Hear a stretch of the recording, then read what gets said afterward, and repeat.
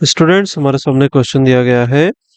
Late O be the centre of the circle. यहाँ पर हमने ओ को सेंटर बना दिया है इस सर्कल का, ठीक है।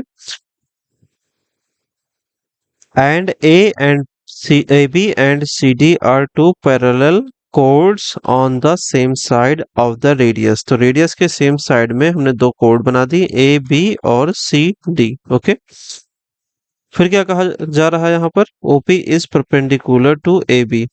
तो एक ओ पी करके यहाँ पे पी है और ये ओ है, तो ओ पी एक परपेंडिकुलर है किस पे? ए और बी पे।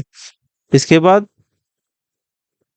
ओ Q is perpendicular to C D और सी डी पे ओ क्यू परपेंडिकुलर है, ठीक है। इन दोनों की हमें हाइट नहीं मालूम है कितनी है। फिर इसके बाद क्या लिखा हुआ है कि ए बी जो है 10 सेंटीमीटर है, सी डी 24 सेंटीमीटर है और पी क्यू 7 सेंटीमीटर, यानी कि यहाँ से यहाँ की दूरी 7 सेंटीमीटर है। Then the diameter of the circle is equal to, तो अब हमें बताना है कि डायमीटर इस सर्कल का कितना होगा। D is equal to 2r, यानी कि डायमीटर जो होता है वो रेडियस का दूगना होता है। तो सबसे पहले हम क्या करेंगे कि रेडियस निकालने की कोशिश करेंगे। देखिए, यहां से यहाँ की दूरी हम मान लेते हैं x। तो Q और O क्या हो गया? x हो गया। P कितना है? 7 प्लस x हो जाएगा और PQ कितना है? 7 हो जाएगा। ओके, अब ये ए बी पर परपेंडिकुलर है, यानी कि 5 सेंटीमीटर इधर है, 5 सेंटीमीटर इधर है, ऐसे ही 12 सेंटीमीटर इधर है, 12 सेंटीमीटर इधर है। जब भी किसी कोड के ऊपर कोई चीज परपेंडिकुलर होगी एक सर्कल के अंदर, तो उस कोड को वो बराबर भागों में बांट देगी, यानी तो बराबर भाग बनेंगे। एक 12 सेंटीमीटर का होगा, तभी दूसरा 12 सेंटीमीटर का होगा और दोनों मिलकर के 24 सेंटीमीटर बनाएंगे। तो अब हमें क्या करना है कि हमने कोड्स बना लिए, हमने x मान लिया, q और o के बीच की दूरी, यहां से यहाँ की दूरी आप देख सकते हैं कितनी है। ओडी जो है आपका वो कितना होगा?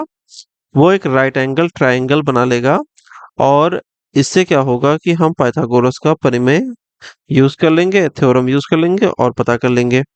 तो x square plus 12 square is equal to कितना? हम मान लेते हैं आर स्क्वायर के। ये आपका एक हो गया। दूसरी चीज, ओ पी और बी भी ऐसे ही बनाएंगे। ये आर यहाँ भी सेम है, यहाँ भी सेम होगा क्योंकि ये रेडियस है, ठीक है। तो ये क्या बनेगा? अब 7 प्लस एक्स का होल स्क्वायर प्लस कितना? 5 का स्क्वायर, और ये किसके बराबर होगा? आर के स्क्वायर के बराबर। ये हो गया आपका दूसरा। इन दोनों को हम एक दूसरे के बराबर रख सकते हैं क्योंकि ये आर स्क्वायर के ही मान है। तो एक्स स्क्वायर प्लस कितना? 12 × 144, यानी कि 12 का स्क्वायर 144 होता है। प्लस प्लस कुछ नहीं होगा, अभी हम आगे कैलकुलेट कर ले, उसके बाद हम करते हैं प्लस। यहाँ पे होगा 49 का 7 का स्क्वायर 49 और एक्स स्क्वायर से एक्स स्क्वायर कट जाएगा। फिर लिखेंगे हम 7 दूनी 14 एक्स। ओके, और फिर 25। यहाँ पर कितना है? 144 है। यहाँ पर कितना है? 49 है और 25 कितना होगा? 74 होगा। बहुत ही आराम से इसको जोड़िए। 50 इसको मान लीजिए, 25 इसको मान लीजिए, 75 होगा। 75 में एक कम कर दीजिए, 74 हो जाएगा। फिर कितना हो जाएगा? ये 14 एक्स के बराबर हो जाएगा। एक्स बराबर कितना होगा? 144 में से 74 घटा देंगे, कितना बचेगा? 70 बचेगा, बटा 14 हो जाएगा। 14 का नम 14, 14 पंछे 70। कितना आ गया? 5 आ गया। तो x का मान कितना निकलता है? 5।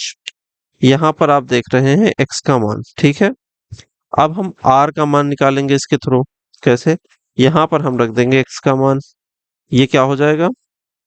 ये हो जाएगा 25 प्लस 144 बराबर आर का स्क्वायर। ओके, ये कितना हो जाएगा? 169 is equal to r square.